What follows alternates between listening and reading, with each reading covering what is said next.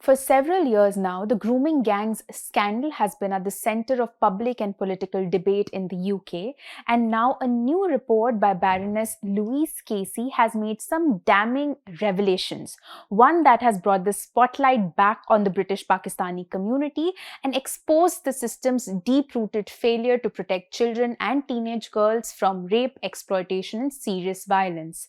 While the perpetrators in several high-profile past grooming cases were from the Pakistani ethnic community, the scale of their involvement has often been controversial. The new report now calls out authorities for failing to see girls as girls and for having shied away from recording the ethnicity of the perpetrators, who in such cases were often men of Pakistani or, as the report says, Asian heritage. I'm Apoorva Mandhani, and in this video I will tell you all about the grooming gang scandal, the latest report, and the questions that it raises over the ethnicity of the perpetrators in such cases. Now, let me begin by explaining what grooming entails. Grooming involves perpetrators coercing, manipulating, and deceiving children into sex to create an illusion of consent. Several reports have found that the victims in such cases often belong to vulnerable backgrounds. They may be in care, have a physical or mental disability, and have already suffered neglect or abuse in earlier years.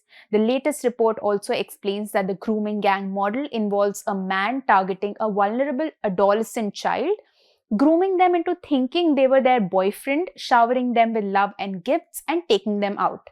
Subsequently, they pass them around to other men for sex, using drugs and alcohol to make children compliant, often turning to violence and coercion to control them. While the allegations of young girls being groomed by gangs of men had been circulating in the UK for several years, the year 2010 saw several men being convicted in Derbyshire and Rotherham for systematically grooming and sexually abusing teenage girls. What made these cases especially sensitive was the fact that the perpetrators in several of these cases were found to be predominantly from the British Pakistani ethnicity and what the report now calls Asian ethnic background, factors that were pivotal in shaping the public and political debate on grooming gangs in the UK. Then, in January 2011, the Times of London published a series of investigative reports that rattled the British public and the political establishment. These reports highlighted several prosecutions in northern towns and cities of localized grooming, where many of the defendants were men of British Pakistani ethnicity and the victims were girls of white ethnicity aged 12 to 16 years. These cases came to be referred to as the grooming gangs scandal, and one of these reports even quoted a detective as saying that everyone's been too scared to address the ethnicity factor. In 2014, Professor Alexis Jay's independent inquiry into child sexual exploitation in Rotherham 1997 to 2013 also raised significant alarms and made international headlines. The report found that at least 1,400 children, some as young as 11, had been abused between 1997 and 2013, predominantly by men of Pakistani ethnicity. This report said that while a majority of perpetrators were described as Asian by victims, counselors did not engage directly with the Pakistani heritage community to discuss how best they could jointly address the issue. It said that several staff members described their nervousness about identifying the ethnic origins of perpetrators for fear of being thought racist, while others remembered clear direction from their managers not to do so. There have been several similar cases and reports over the years highlighting similar concerns over grooming gangs operating in other parts of England. You can see a timeline that formed a part of the Casey report on your screens right now. UK has also seen several local and national investigations and reports in Britain since the early 2010s. Again, you can see a timeline of these investigations on your screen. This was a part of the Casey report. Now, as early as 2022, the final report of a 7 years inquiry into child sexual abuse in England and Wales was also published, making 20 recommendations. Now, many of these inquiries have criticized the lack of ethnicity data in such cases, while critics have cautioned that the ethnicity narrative is often clouded by sensationalism, racial stereotyping, and political agendas. Critics argue that far-right groups often use the allegations and narrative to stigmatize entire Asian communities.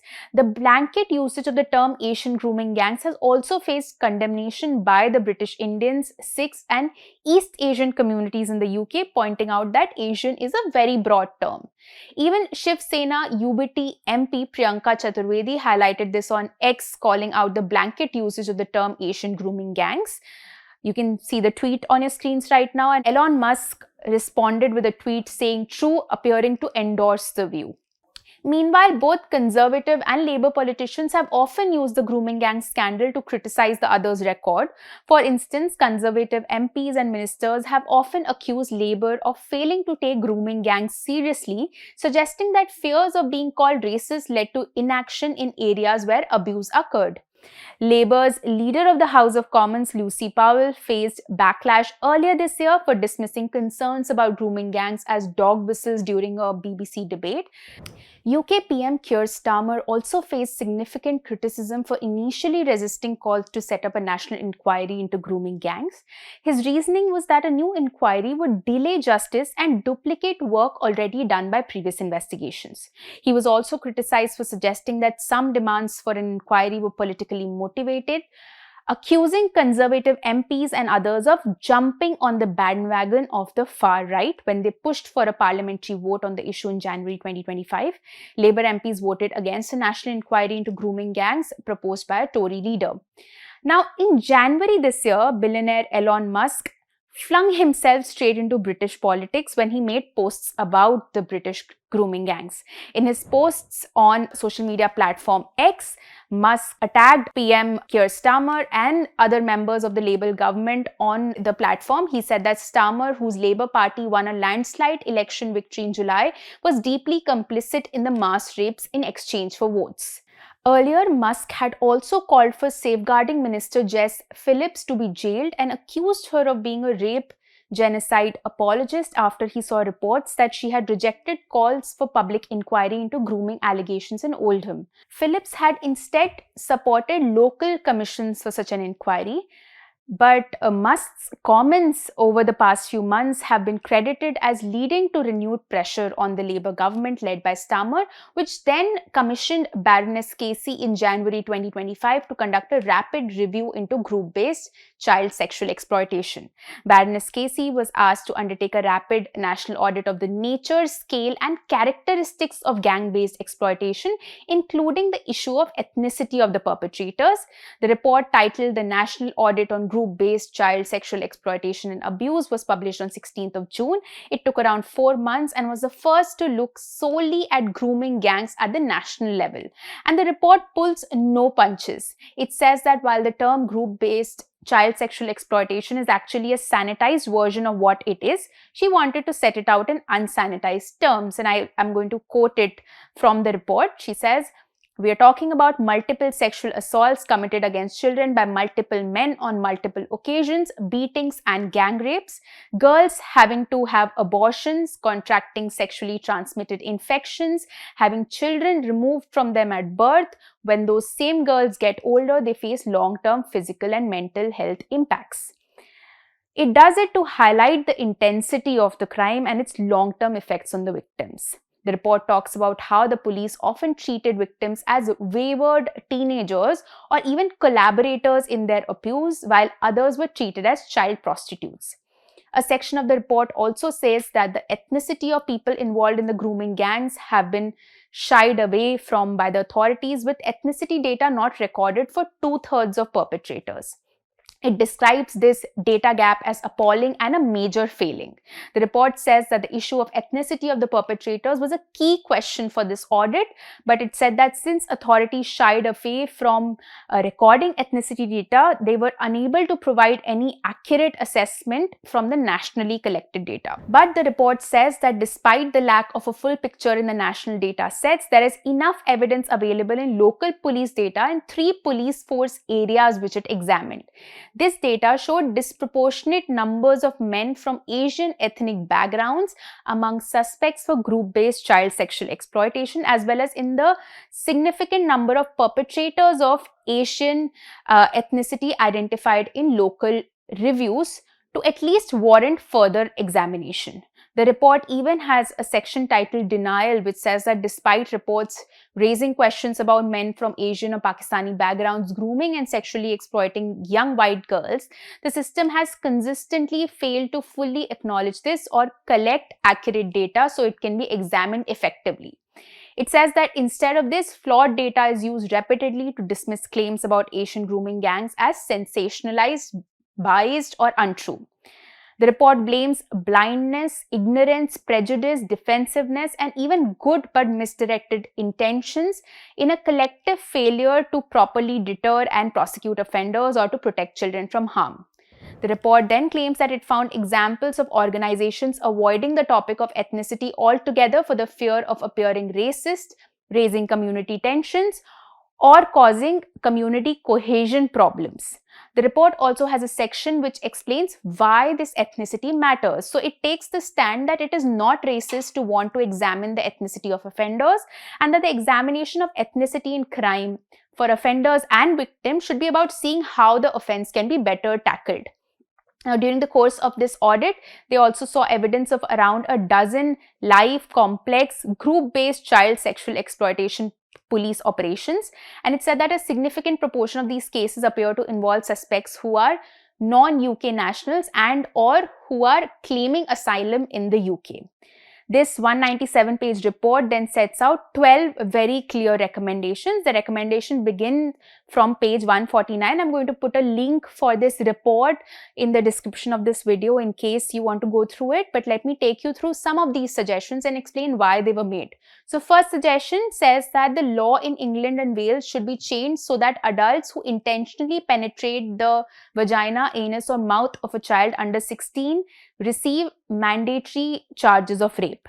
This is because the age of consent in UK is 16, but despite this, the report finds that there were too many criminal cases that were dropped or downgraded from rape to lesser charges, saying that a 13 to 15-year-old had been in love with or had consented to sex with the perpetrator.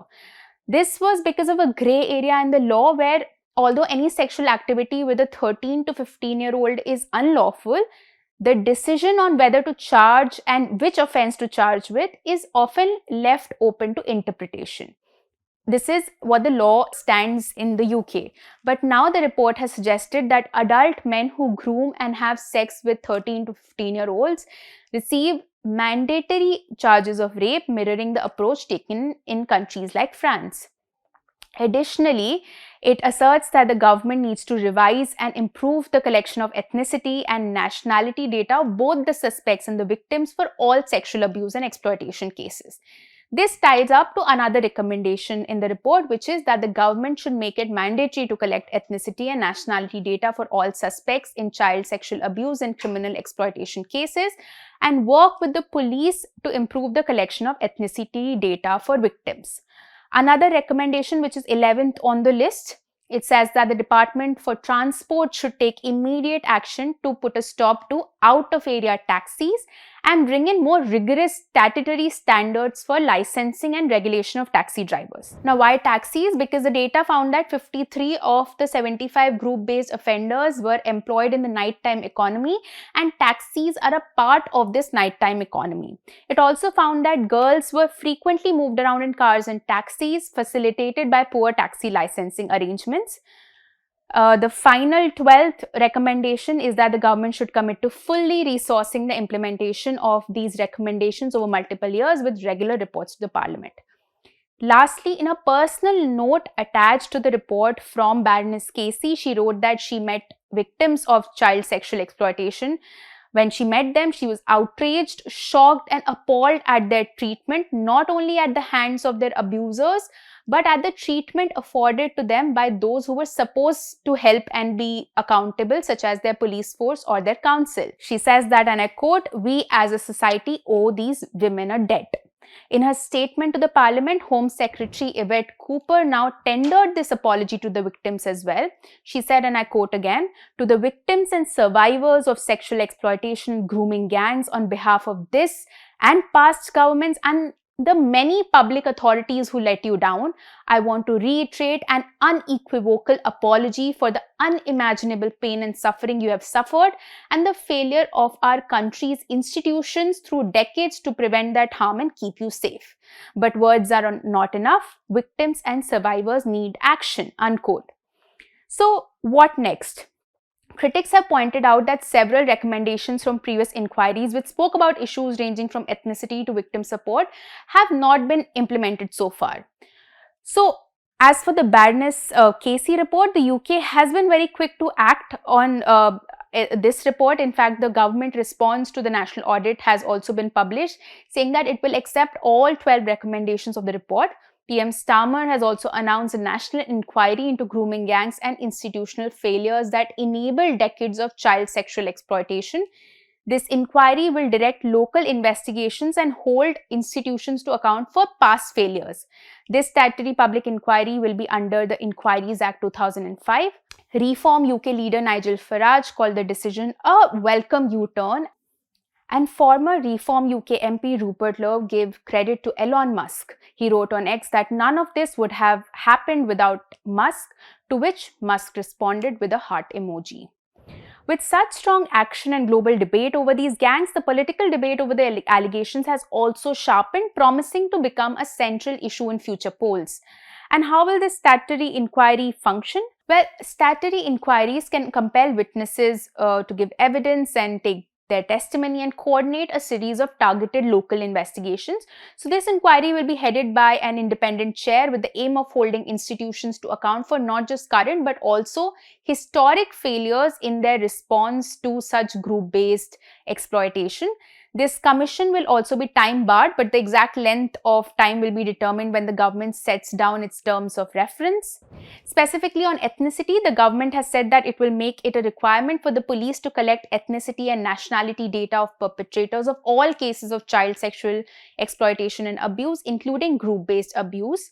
Now, on ethnicity, in a statement to the Parliament, Home Secretary Cooper also noted that Baroness Casey's review also identifies prosecutions and investigations into perpetrators who are white British, European, African or Middle Eastern as well, but said that to provide accurate information to help tackle serious crimes, the government will make it a formal requirement for the first time to collect both ethnicity and nationality data for all cases of child sexual abuse and exploitation. What all of this collectively means is that even past cases that had been dropped will be relooked into. This was a suggestion of the Casey report as well. It had demanded a national criminal investigation and national inquiry. In fact, the report had said that every local police force in England and Wales should review records to identify cases of child sexual exploitation that have not been acted on through. In fact, Cooper also told the Commons that more than 800 cases had already been identified for a formal review and that the number of cold cases to be reviewed again over child sexual abuse by grooming gangs was expected to rise to more than 1,000 in the coming weeks. While the government has not issued terms of reference yet, of course, this grooming gangs scandal and the findings of the report are bound to have an impact on British politics, and we are going to keep an eye out for that and keep updating you. As for now, that's all I have for you today. This is Apoorva Mandhani for ThePrint. For more such videos, do subscribe to our YouTube channel and follow us on Twitter, Instagram and Facebook.